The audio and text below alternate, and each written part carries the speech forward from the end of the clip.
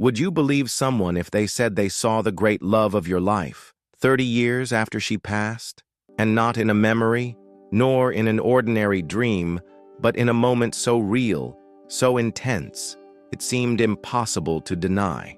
Imagine spending decades with your heart scarred by an absence that never fully healed, and then, in a moment of profound silence, of fragility of body and soul, that presence returns. Not as a memory, but as a reunion, with the same tender eyes, the same smile that cradled those happy days, and a phrase that carries it all. It's not time yet, love. This is the story of a man who, after so long living with grief, longing, and silence, experiences something that defies any rational explanation. A spiritual experience as intimate as it is transformative. A manifestation of the invisible, arriving without warning but with a clear purpose, to rekindle faith, to remember that true connection transcends time and matter. Have you ever been through something like this? Have you ever felt that someone who is gone still finds a way to touch your heart? Stay with me until the end, because what you'll discover now may surprise you.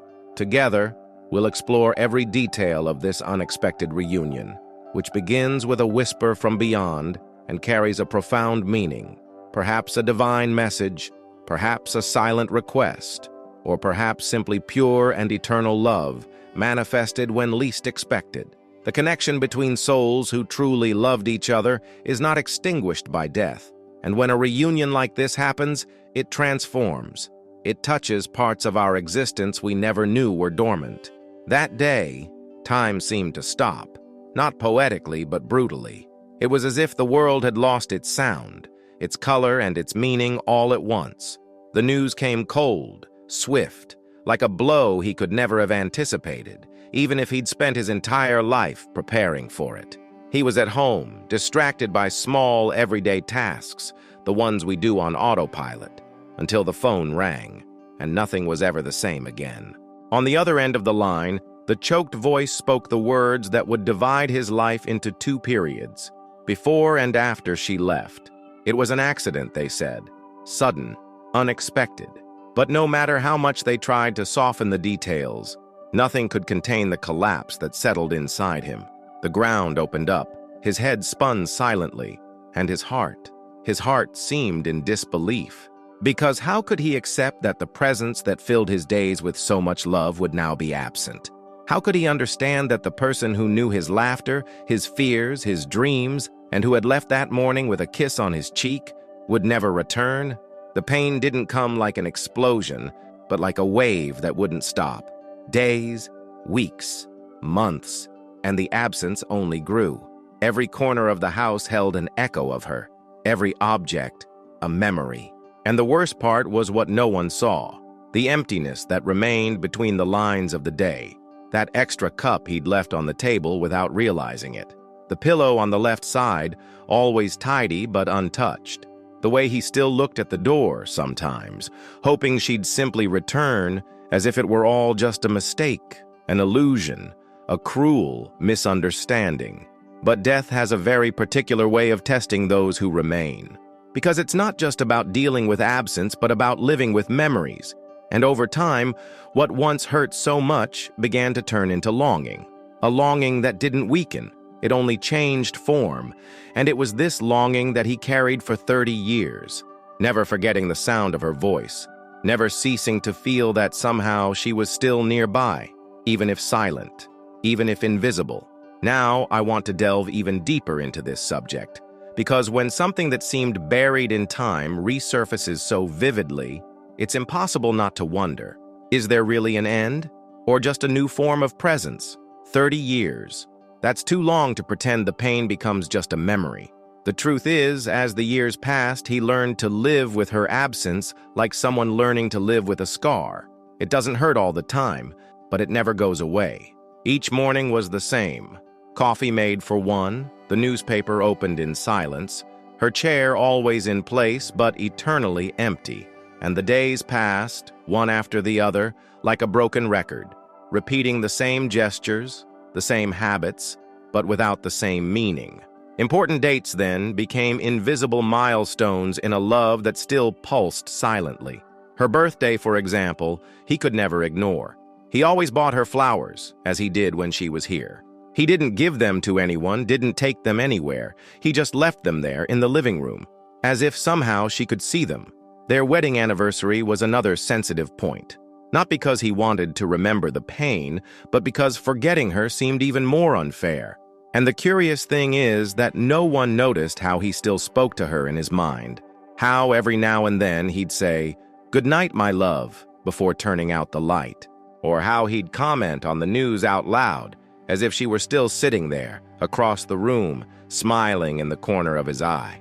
It might seem crazy to someone who'd never lost someone like that, but for him, it was just a way of keeping alive what life seemed to have ripped away.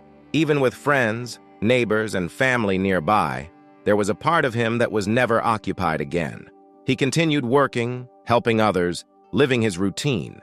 But inside, there was always a quiet space, a polite emptiness that sat at the table with him every day. And that's where something few people talk about comes in. Grief has no expiration date.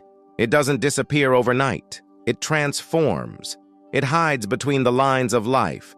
It becomes longing, yes, but a longing that breathes with you, that walks beside you, that sleeps on the pillow next to you, even if no one else sees it. Now I want to delve even deeper into this subject because something happened that he never expected. A reunion, a presence, a sentence that would change everything. But before we get to that moment, we need to understand that, for him, that love was never buried. It just remained silent. And suddenly, the silence spoke. In recent months, his body no longer responded as it once did. It was as if every muscle was tired of supporting a man already carrying too much weight inside. The nights grew longer and quieter, not from lack of sleep, but from too much thought. He only had to close his eyes to be visited by memories that wouldn't ask permission. Her perfume in the kitchen, the sound of her light laughter in the late afternoon, the last exchange of glances before his world changed forever. And now, with his age advancing and his health increasingly fragile, he felt something approaching, as if life were preparing to ask him one last question. The fall happened simply, almost banally. A stumble on the living room rug, a moment of dizziness, a second when his head spun faster than his feet could keep up. When he ended up in the hospital, everything seemed to flow in slow motion.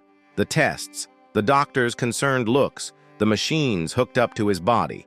Curiously, he wasn't afraid.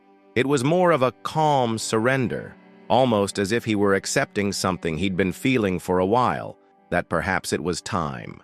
The fatigue was more than physical. It was the silent exhaustion of someone who had already experienced so much, but who had also lost so much along the way. The lights in the room seemed dimmer than they should have been.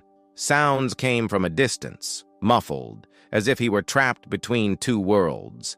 And it was in this undefined space, where time seems to stand still and the mind begins to wander, that something extraordinary began to happen. First, a sensation, a peace unlike anything he had ever felt. It wasn't sedation, it wasn't unconsciousness, it was as if his own heart were being embraced. Then, a breeze, light, gentle, but carrying a presence. And then, most surprising, he heard the voice. A voice he knew better than any other, even after all these years. It was her. It wasn't a shock, it wasn't a shock. It was a reunion, one of those moments that can't be explained logically, but that resonates in the soul. She was there, not as a memory, but as a presence, real, tangible, whole. And what touched him most wasn't the fact of seeing her, but the way she looked at him, as if no time had passed, as if their love had never been interrupted. That was when she said the words that would remain engraved like an eternal whisper within him. "It's not time yet, love." Those words came with a sweetness indescribable, as if they were embroidered with calm, sewn with everything that only true love carries within: promise, care, direction. And in that instant, all the pain, all the weight, all the weariness fell silent, as if the universe, for a second, had stopped to allow that dialogue between worlds. He didn't ask anything. He didn't need to. Her gaze said everything his soul needed to hear.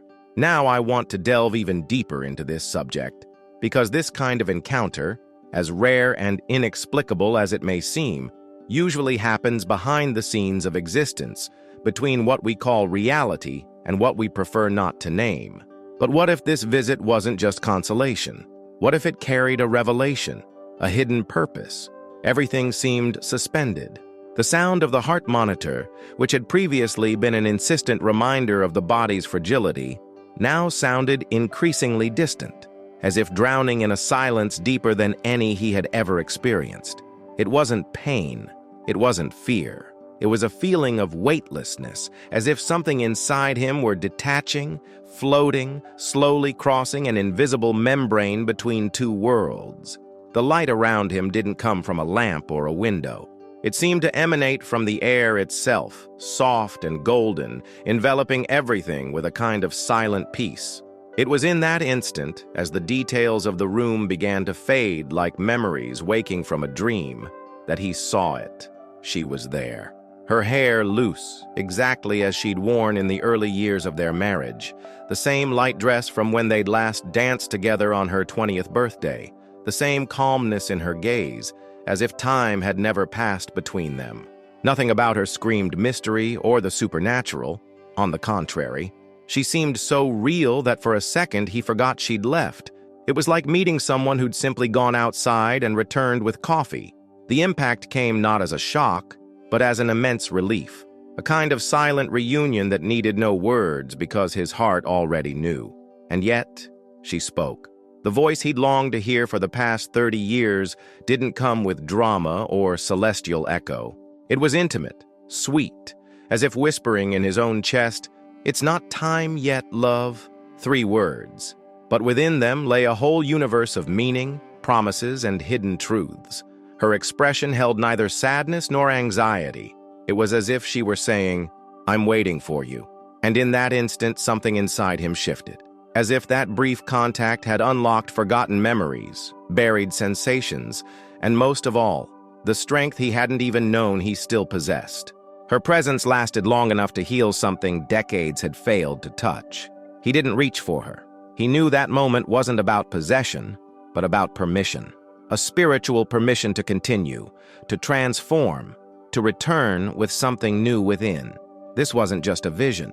It was a call to live differently, with a new perspective, with a new mindset about what it truly means to be here, and about how love, even in the face of death, never loses its impact. Now I want to go even deeper into this subject, because when the soul touches eternity for a second, the questions we always avoid begin to reveal themselves with a force that transforms everything. He couldn't tell how much time had passed. It could have been a minute, or an eternity. But when his eyes opened, slowly, like someone still hesitant to release the last scene of a deep dream, the first thing he felt was the wetness on his face. The tears were already there, streaming silently, even before he was fully aware he'd woken up. The white hospital ceiling seemed brighter than before, and the sound of the monitor, which had bothered him hours before, now had a different rhythm, as if his heart had returned to a different frequency. He took a deep breath, and even though his body was still fragile, there was a new strength pulsing within him. It was as if something had been released there, in the invisible space between what we call reality and what the soul recognizes as truth. There was no panic, no doubt. Just that light, intense feeling of someone who has just rediscovered something long lost. The room remained the same, the sheets, the appliances, the empty chair beside the bed. But he was no longer the same. Deep inside, I knew something had been touched, something that didn't come from medication or medical diagnoses. It was a peace that couldn't be explained, a silent certainty, as if her visit, the one that for 30 years existed only in memories, had reordered everything, as if saying without saying it, "You still have time, but not to live any old way." And that moves us. Because when love manifests itself in full vulnerability, when it crosses the veil between worlds, what was once mere survival becomes meaningful. Her words were not forgotten. They echoed with every heartbeat, like a quiet reminder. It's not time yet, love. It wasn't time to give up. It wasn't time to surrender to absence, to weariness, to the idea that he had already lived what he needed to live. It was time to live in a new way, to transform pain into impulse, memory into direction, absence into spiritual presence. Her face, that serene, loving face, seemed to have left a mark on him, as if even now she were still nearby, watching, guiding, perhaps smiling silently. Now I want to go even deeper into this subject, because there's something that happens when we wake up from an encounter like this. It's not just about seeing someone. It's about what changes inside. Now I want to delve even deeper into this subject, because that phrase, spoken so softly yet so firmly, seemed to contain more than simple comfort. It's not time yet, love. It sounded like someone who knows something you don't yet, like someone who sees the timeline more clearly and understands that there's a thread that hasn't yet been broken, because there's still something that needs to be experienced. After that encounter, he began to see his own life differently, not just as a sequence of days, tasks, memories, and longings, but as a journey still ongoing. And on that journey, perhaps he still has a role to play, a mission that goes beyond what he imagined. It was as if, in that brief moment between two worlds, she had given him more than peace. Somehow, she had given him meaning, a quiet call, but one that echoed like a bell in his heart. Stay, because there is still work to be done. And that made him think. Who else might need this right now? A grandson he didn't yet know well? A distant son he barely called by name? Or perhaps someone who was about to give up on life, and he, with a word, a look, a story, could be the bridge between the end and hope? That phrase carried the weight of a spiritual reminder, not a denial of reunion, but an invitation to better prepare for it. Because reunion will come, yes, but there is a right time. And until then, there is a reason for what we still live. This realization changes everything, because when we understand that it's not time yet, it's not about postponing the pain, but about embracing the time we have left. It's about transforming every second into real presence. It's about making it count. Even without knowing exactly how much time we have left, something inside him knew. Now was different. Now he carried within himself a kind of invisible alliance, as if he had been given the mission to live with more intention, more listening, more compassion. And living in this new meaning wasn't just about continuing to breathe. It was about offering what's most precious: attention, sincere words, a genuine presence. Because perhaps true meaning lies in the details that once went unnoticed. A hug offered without haste, an apology kept hidden out of pride, a phone call made just to say, "I thought of you." What was once routine now became an opportunity. Each gesture could carry a greater purpose, a seed planted in invisible but fertile soil. He still didn't know everything he needed to do, but he no longer felt lost. Quite the opposite. For the first time in many years, he felt a sense of direction, as if someone, on the other side, was following every step with tenderness and hope. And when he remembered her expression, the calm in her gaze, the tone of her voice that seemed to soothe his soul, he knew, as long as he was here, there was still life waiting to be lived through him. Now I want to delve even deeper into this subject, because when we go through something like this, we never come back the same. That vision, that moment, that encounter so brief, yet so eternal, left marks on him that no rational explanation could erase. It wasn't just the longing that took on a new shape, it was his very perception of reality that was completely reconfigured. Something inside him reorganized, as if his soul had been given a new map, and now everything made more sense. After that experience, he began to view life with a kind of quiet reverence. What had once been routine became a blessing. What once seemed little was now enough. Not that he stopped missing her, quite the opposite.